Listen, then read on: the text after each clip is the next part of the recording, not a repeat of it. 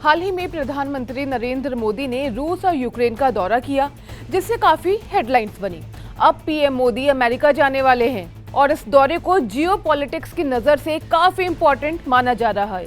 दरअसल ये प्रधानमंत्री मोदी की लगातार तीसरी बार प्रधानमंत्री बनने के बाद पहली अमेरिकी यात्रा होगी।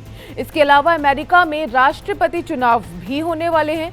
ऐसे में ये दौरा बेहद ही इंपॉर्टेंट माना जा रहा है। आज के इस वीडियो में प्रधानमंत्री नरेंद्र मोदी के अमेरिका दौरे के बारे में बात करेंगे। हेलो हाय नमस्कार, मैं हूं गरिमा और आप देख रहे हैं switch. As per reports, PM Modi 21 सितंबर को डेलावेयर के विल्मिंगटन में होने वाले क्वाड शिखर सम्मेलन में हिस्सा लेने अमेरिका जाने वाले हैं। विल्मिंगटन अमेरिकी राष्ट्रपति जो बाइडेन का होम टाउन है। अब समझते हैं कि आखिर ये क्वाड क्या है। तो क्वाड 4 देशों का एक संगठन है जिसमें भारत, अमेरिका, ऑस्ट्रेलिया और जापान शामिल है। इस संगठन का उद्देश्य हिंद प्रशांत क्षेत्र में चीन के बढ़ते प्रभाव को रोकना है। क्वाड स्ट्रेटेजिक फॉर्म में चीन के आर्थिक और सैन्य विकास का मुकाबला करता है और इसीलिए ये अलायंस भारत के लिए बेहद ही इंपॉर्टेंट बन गया है। बेसिकली इसे चाइना पर लगाम लगाने के लिए बनाया गया था।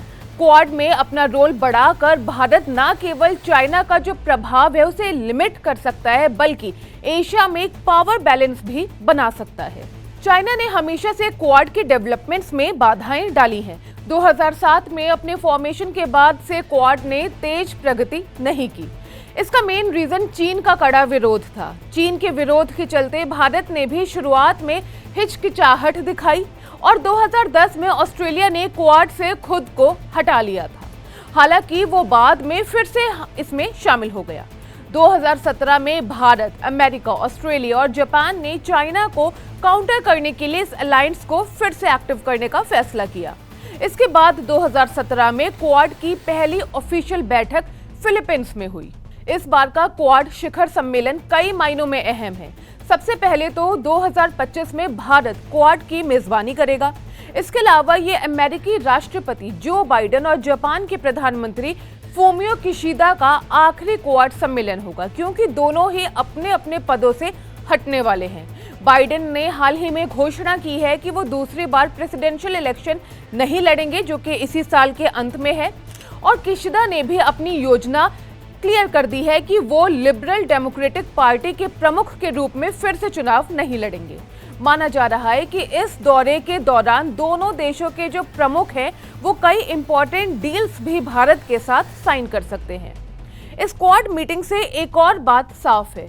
इस साल के एंड में होने वाले अमेरिकी प्रेसिडेंशियल इलेक्शन के बाद जो भी उम्मीदवार जीतेगा वो क्वाड के लिए भारत आएगा। इसका मतलब ये है कि कमला हैरिस या डोनाल्ड ट्रंप में से एक भारत की यात्रा अगले साल तक करेगा, ये बात तय है।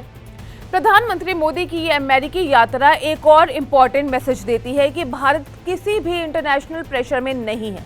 पिछले दिनों जब प्रधानमंत्री मोदी रूस और यूक्रेन के दौरे पर गए थे तब उन पर कई सवाल उठे थे, लेकिन अब पीएम मोदी ने अमेरिका की यात्रा करके ये क्लियर कर दिया है कि भारत अपने हितों और डिप्लोमेटिक रिलेशंस के अनुसार ही अपने फैसले लेता है। डेलावेयर में क्वाड शिखर सम्मेलन के बाद पीएम मोदी 22-23 सितंबर को न्यूयॉर्क में संयुक्त राष्ट्र के समिट ऑफ द फ्यूचर में भाग लेंगे। 22 सितंबर को वो न्यू जर्सी में भारतीय समुदाय से जुड़े जो प्रोग्राम्स हैं उनमें हिस्सा लेंगे। रिपोर्ट्स के अनुसार पहले ये समिट न्यूयॉर्क में होने वाली थी, लेकिन अमेरिका ने इसे डेलावेयर में आयोजित करने का फैसला किया क्योंकि अमेरिकी राष्ट्रपति बाइडेन वीकेंड पर अपने घर और बीच पर जाते हैं। पीएम मोदी ने पहले ही ऐलान किया था कि 2024 की क्वाड बैठक जो है वो भारत में होगी और इसके लिए सभी सदस्य देशों के प्रमुख भारत आने वाले हैं। क्वाड की अध्यक्षता हर साल बारी बारी से सभी सदस्य देशों के बीच रोटेट होती है और 2023 में जापान इसके अध्यक्ष के रूप में कार्य कर रहा था, लेकिन उसके बाद बात नहीं बनी और अब 2025 में भारत क्वाड सम्मेलन की मेजबानी करेगा।